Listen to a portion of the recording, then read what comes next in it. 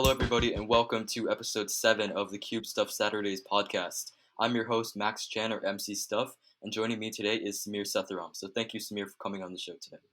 No problem. Alright, so before we get into this conversation, like I always say, if you'd like to be on the show like Samir is, then please join my Discord in the link in the description down below. And the way this is going to work is I'm going to ask him some basic questions so the viewers get to know him a little bit better. Then after, we're going to have a conversation about the topic of this podcast, which is improvement in cubing. And before I forget, we also have a show notes document, which I'll put it in the link in the description down below. So now on to the general questions that I ask all the viewers.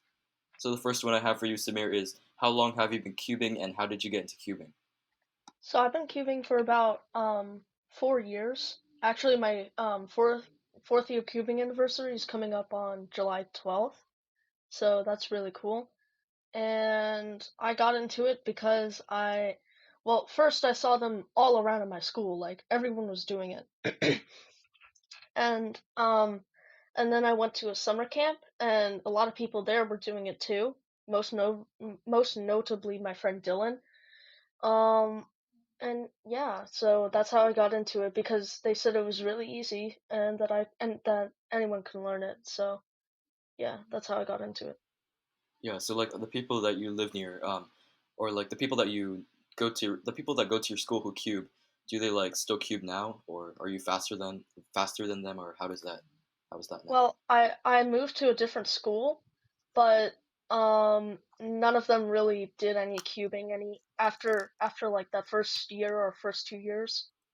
Oh, okay. They basically like all stopped. But when I went to this new school, I found Beckett and Quenlin. They both cube, so yeah, it's kind of like a little cubing club, not cult. All right. Yeah. And speaking of cubing club, do you have like a cubing club at your high school? No, and even if I did, I like couldn't go to it. My high school is kind of far away. Oh, okay. All right, that's an interesting story. Like I say this in every single one. Like I got influenced by a summer camp as well by a kid. He didn't even know how to solve the cube, but yeah, I just stuck with it. After that, I got my first Rubik's brand. So, may I ask, but like, what was your first cube that you got? My first cube, that was it was like it was an off-brand Guanlong, I think. Not a Guanlan. I really don't know what it was, but it was a very old cube. But it was packaged as like a new speed cube sort of thing. But it was a really good first cube, and I learned how to solve it, and like I even got sub 1 minute with it Yeah, my until first I speed. destroyed Oh, it. okay. Destroyed it with like lube or something. No, like I took it apart and I left it in a bag, and then when I came back to that bag, I threw it away. Oh, okay, Yeah, unfortunate, but whatever. okay. So my first speed cube was the Moyu Tanglong. Do you remember that cube at all? My first Yeah, speed I cube. think I have one of those. Okay, yeah, I actually like surprisingly it came in like brown plastic actually. So like Oh, with stickers, it was kind of weird. I think I like gave it away or traded it like a fancy. couple years ago. Yeah. All right. So the next question I have for you is, who do you think will take over the cubing scene this decade? So it can be in terms of speed and in terms of content creation. So you can answer both of those. Well, I think in terms of speed, like, it's definitely Leo and Timon, and also kind of Maddie. Um, uh, but yeah, those are pretty much the three main people. I see a lot of new cubers, well, not new cubers, but younger cubers nowadays, and they're all really taking over, and they're improving at such a fast rate that one of them's definitely gonna get the world record. I think Leo or Timon are gonna get the world record next time. Yeah, like I was watching the Monkey League. Like, have you been watching that too? Like that's when I've been seeing the Leo and Timon getting really fast times. Like a little bit, but every time I go onto Monkey League, it's always like the end of the stream because I don't know what time it starts. Yeah. But then Laser Monkey uploads it back on his channel, so that's good. Yeah, so I kind of Yeah. watch those too. Okay. Nice. All right. So, yeah. What about content creation? What do you think about that?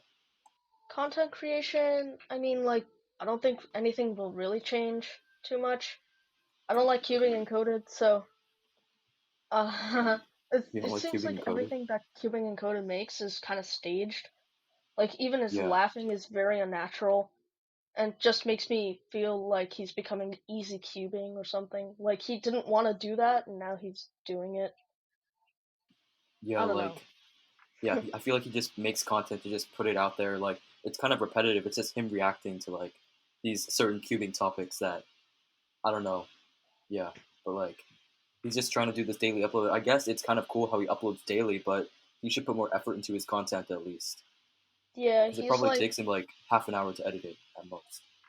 he's like he's just milking the views out of it. Like he explained an easy cubing, like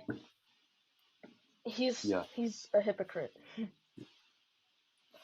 Okay. Yeah. So um, yeah, and he always says in all of his videos, "Oh, like subscribe because we're trying to get closer to 100,000." I don't know, Yeah, but all right. it's just like 100,000's been a goal of mine for 5 years. I'm sure it has cubing encoded. I'm sure it has Kevin, cause like 5 years ago, where were you? Probably not even making videos. Yeah, that's every YouTuber's dream to get 100K, of course. Yeah. Yeah, but even if you want to make 100K, like you already know that being optimistic about it isn't gonna get you 100K. I'm Yeah. pretty sure he just got lucky. Okay. All right. That was interesting. All right. Yeah. So the third question I have for you, the third general question is: can you tell the audience two interesting facts about yourself? One of them is cubing related, and the other one is non-cubing related that you think nobody knows about you. Cubing related? I actually am not cubing as much anymore. So, like, my times are going back up to, like, just under sub 10. So I'm just trying to cube more and all that. And a non-cubing fact about me is that I am in a computer science program in my high school. So, Okay, yeah. that's cool. Yeah, I think I saw like that sweatshirt. Was that about like the coding? Yeah, that was my computer science academy. Okay. So how exactly does that work? If you don't mind me asking. Yeah, because I don't really know how to do any of that stuff like computer programming. What part of computer programming? So Like, there are a like, do bunch of you? different languages like JavaScript, Oh, okay, HTML. I'm okay. kind of So learning Python right now. okay, so how many different languages do you know exactly? I know a little bit of HTML and JavaScript, and I know like just a tiny bit about Python, but yeah, not too much, but just the basics, I'd say. Okay, yeah, I've actually over this quarantine I learned how to do a little bit of HTML and all that. Ooh, So like as I recall, HTML is like the bare bones sort of thing, right? yeah, And it's if you just basically create a like the structure of a website. yeah, because if you just create a website with solely HTML, then it's gonna look like a website from the 80s or 90s. I mean 90s, yeah. It's like Yeah, yeah, yeah, I've like just I did an English project this year in my freshman year, and I used HTML for it because I didn't want to put it all on paper because that paper was huge and I don't like writing. So I put it all on HTML, and even though it looked really bad, I still got a good grade. that's It looked interesting. Yeah, I mean, terrible. so the teacher is probably impressed. Yeah, Okay, I guess. yeah. All right, so now on to the topic of this podcast, which is about improvement and all that. So, what does your average practice session look like when you cube, and like how long do you practice in a day? Basically, on impulse, I start practicing for no reason. Like, I first warm up a little bit, usually with big cubes, and then I work my way down to the smaller cubes. And I do a lot of 3 by 3, and I do some square one and some Pura and Mega. Well, Mega I don't really do anymore. So yeah. And then I stop because my hands are tired or I'm just bored out of my mind. Okay, so how long does that normally last for? Do you like do like multiple sessions in a day, or do you just do like one really long session? Like I have my own separate sessions for like 3x3 and 4x4, as most people do. So yeah, I just use that, and it lasts about pretty much over 2 or 3 hours, because I just get caught in this cubing whirlpool sort of thing. I just Yeah, can't escape. yeah. All right. So also, do you like learn any new algorithms, or how frequently do you try to like slow down and try to focus on one part of your solve, or just like try to learn other algorithms, or trying to get faster, like those type of things, like instead of just doing practice. So I don't usually learn any algorithms. Like, just a few weeks ago, I started learning ZBLL. And that quickly stopped because I was learning too much and too fast. So, like, oftentimes I was learning like 12 algs a day, and I think it was just too much for me, so then I instantly got bored of it. So now I'm not learning as many, but I'm still trying to. Okay. Yeah. I mean, yeah, it always is good to balance your practicing and your learning algorithms because both are really important. Yeah. So, yeah. So on improvement, at the same note, so you said you started cubing about 4 years ago, right? Yep. Okay, so when you first started, you said you averaged maybe around like a minute or so. I just remember um, I remember being at like some competitions with you and all that. I remember each competition you would get like better and better for the most part and all that. So is there like a specific thing that you've done over the years to help you like with comp nerves or anything in competitions? Um, Not really. Like, I've tried to figure it out a lot, and I just can't do it because every time I mean, I don't know. Every time I want to try something against comp nerves, it always ends up failing or I mess it up. So, yeah. Okay, so um, yeah, so in competitions, yeah, you're pretty consistent as well with your results. I see. So what cube do you use as a main again? Do you use the Elite, I believe? I used to. I sort of use it now, but like it has a bad corner twisting problem, and Okay, also it sometimes pops. So, I mean, yeah, that's not really that usable, but I usually use the MaxScan XS and the Waylong WRM. okay, yeah. So do you practice normally with stack mat or just like time or like the space bar? Now I'm practicing with StackMat. Okay, yeah, and then so is there a specific cuber you've been looking up to in terms of like your whole entire cubing career so far that has led you to improve quickly or anything? I mean, sometimes it was some of the big content creators like JR Cuber, because he was like really fast back when I started cubing, and I was like, whoa, this guy's super fast, so I guess I should look up to him. And I did until I surpassed him and he never got better. Like, JR Cuber is very cool and he's a good content creator, but all like his 3x3 times are consistent with the ones that he had like 4 years ago. Yeah, like I feel like he's just Some focusing on the YouTube aspect instead of like the speed aspect of it. Yeah, And yeah, I definitely. also saw And that you've yeah. wait, you go. Oh yeah, and okay. Sorry, thanks. So I've also realized that you've like been posting on YouTube a little bit more. Has that like helped you with cubing in any way? Like your ZBLL, I think your ZBLL videos, right? Those videos. Uh, yeah, I have a few of those, so I might make one actually this afternoon, but I Okay, don't know. yeah. So would My you like me to put uploads that in the show are notes to pretty your bad. channel? Sure. All right. Okay, so yeah, what were you saying? Sorry. My uploading is really inconsistent, and I just like it's really bad. Um, like oftentimes I'll just record on impulse, And it's sort of like the ZBLL thing. I was learning a lot, and I was really happy with how my progress was going until I just like straight up couldn't anymore. And then I just stopped doing it altogether. Like I still use the ZBLLs that I learned, but um I'm just not learning them. It's sort of like YouTube. I did it a lot and now I'm not doing it at all. Yeah, I mean, yeah, it comes and goes sometimes. Yeah, so that's what happens to some people too. But Yeah.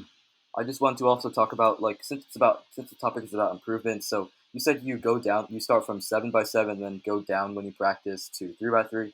In terms of big cubes, do you find that like bigger cubes do help with your look ahead in 3x3, or do they like hinder another part of your solve?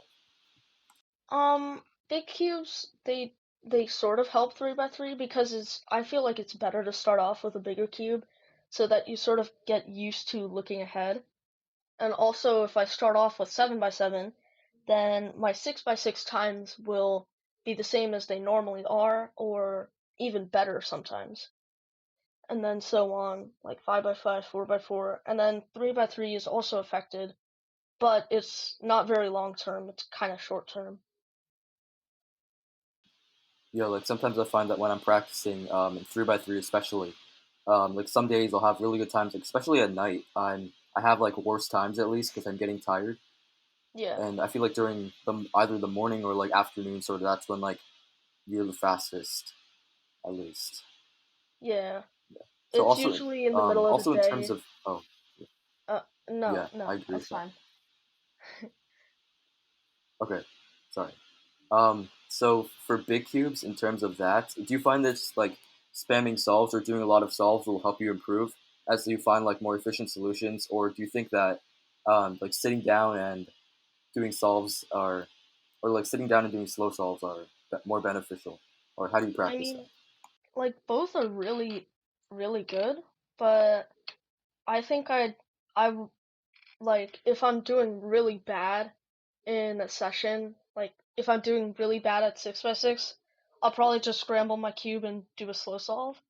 But for the most part, I would just keep practicing spamming solves and, you know, not really think about it. Yeah. So sometimes I like to time my splits. Do you think that helps, like to see what steps are like you're kind of lacking? So, for example, in like 6x6, let's take that for example. So if you're trying to get like I don't know, let's say sub 230 or something, uh, like I don't know, sometimes you like set goals for yourself to see what time barrier you want to break, and those splits do help sometimes. So if you want like your centers to be like sub 115 or something on 6x6, and then I don't know, just like working on splits. Do you ever practice that to help you? Yeah, sometimes. I don't really do it for 6x6, but when I wanted to improve on 5x5, I definitely did that because I was switching over from Redux to Yao again. And I wanted to see two how fast my centers and edges were. So I did that, and I actually figured out that I'm really good at centers and edges, but like cross edges, but I'm really bad at like edge pairing. Okay. So yeah, the switch from Redux to Yao, like I did that in 505 also. Do you use Yao at all on 6 or 7? Yeah, I do that. 'Cause I think that Yao is definitely really good for 4, 5, and 6, but I really don't know about 7 because it just reaches a point where it's like uh you know the cube is just too much. Like the centers are too big for you to effectively do Yao. Yeah, it's like hard to manage when you're doing your first three cross edges. Like I mean, building your centers after your first three cross edges.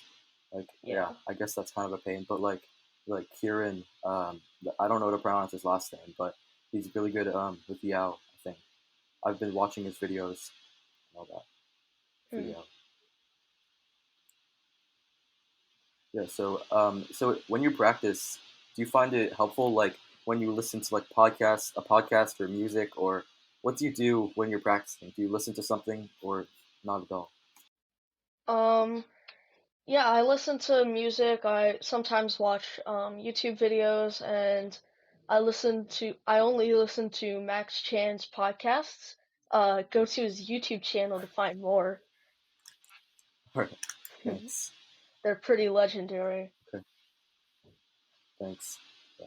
Yeah, no problem. All right. So I guess the final question I have for you now is, where do you see yourself in the future for cubing in terms of improvement, like speed wise and all that?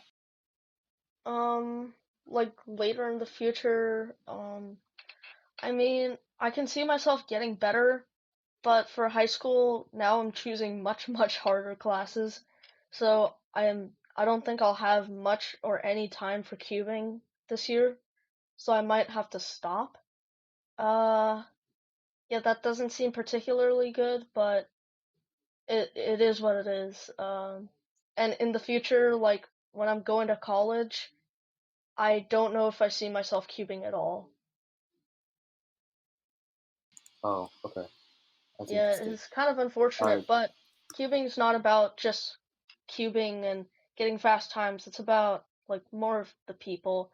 So I'm gonna keep in touch with my friends and you, Max Chan. Yeah.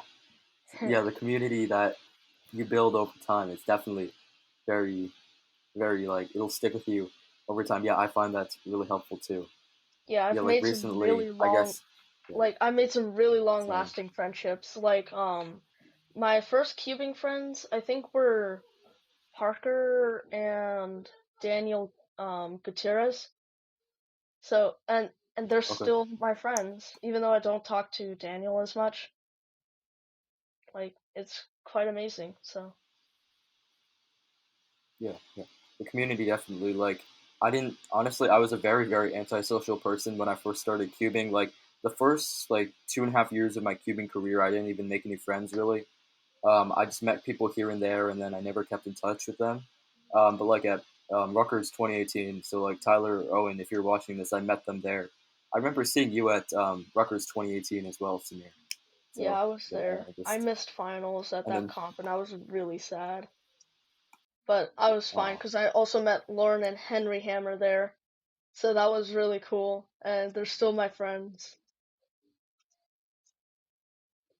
yeah, that comp I had to leave early, and I missed through right through round two, also. Uh, yeah, you But leave okay, constantly a yeah, lot, actually.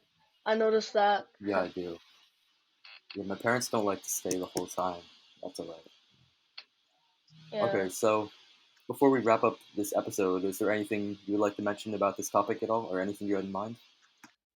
Uh, I guess sort of like if you're not improving as much right now, keep trying because like sometimes you'll not be improving one day and the next you'll be averaging like a whole second like underneath what your times were.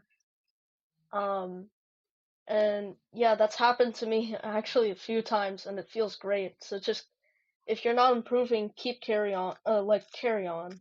Just do just do what you do. Yeah, I guess also on the same note of that, don't compare yourself with other people also, because I feel like if you get somebody else's results in your head and like, oh, they're getting really fast times and all that, then it might slow you down and you might want to like compete with them and all that. And you should just focus on yourself and your improvement and see where you've come from, like since like past couple months, past couple years, how you've improved in that. So don't let other people um, like get in the way of your improvement. So, do you agree with that, Samir? Yeah, definitely. Like if you see someone at a competition and you think, "Oh, they're really good. I'm definitely not gonna be able to do this or do that or win or podium or anything," because I've had that moment. Um, just don't be mad because you always have a next time. Even if you stop cubing for 3 years, you can always get back up and participate in more comps. Yeah, it's all about the mindset, and it doesn't matter how fast you are. Everybody will accept you still in the cubing community. So, no matter how fast or slow you are, you'll still have a place in the cubing community. Yep. Yeah. Alrighty, so I guess that should wrap up this episode. We're actually at 25 minutes in recording. So, before we wrap up this episode, is there anything you would like to plug, like your social media or anything that I can put in the show notes? I guess you can just put my YouTube channel. I don't I don't really know. My Instagram, I'm more active on my Instagram, so you can just link it there. Yes, be sure to follow Samir on Instagram and subscribe to him on YouTube as well. Alright, so thank you, Samir, for coming on the show today. I had a great conversation with you. Yeah, same. Alright, so that is the end of episode 7 of the Cube Stuff Saturdays podcast. Thank you guys so much for listening so far, and I also want to announce something that at episode 10 I will be capping the whole entire season. I'm going to call it off of the Cube Stuff Saturdays podcast because I'm thinking about taking a break a little bit from this podcasting thing, and then when I come back I'll try to get something even bigger and better, trying to improve the podcast in general. But like I always say, for the future guests for episode 8, be sure to leave questions in the comment section down below. Be sure to like, comment, and subscribe. And if you would like to be on the podcast, please check the description, and there's more information there and to join our Discord. That's all for this episode. Thank you guys so much for listening, and I'll see you guys next time. Peace out.